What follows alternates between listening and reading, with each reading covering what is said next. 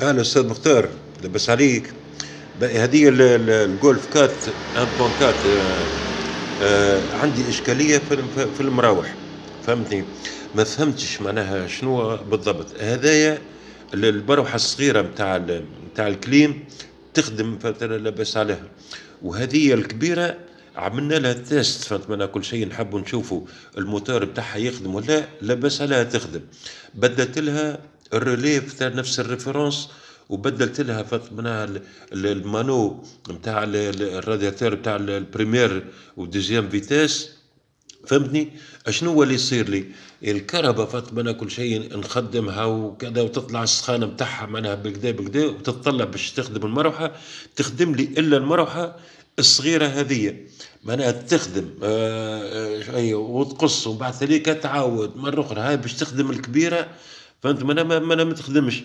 الالكتريسيان قال لي هذيك كي تسخن الكهرباء برشا، فهمت معناها باش تولي تخدم الكبيره، معناها هذه الصغيره فهمت نتاع البريمير فيتاس، والثانيه فهمت معناها نتاع الديزيام فيتاس. انا قلت له لا، قلت له نورمالمون اللي نعرفه المراوح هذه خاصه بالصغيره خاصه بالكليماتيزار، والزوز هم كي يخدموا مثال مع بعضهم يخدموا بريمير فيتاس، يبدا الريشات بتاعهم يدور دوبلاش، وكي الكهرباء تتطلب اكثر تبريد يعملوا الاكسلراسيون. الور كو اني فهمتي؟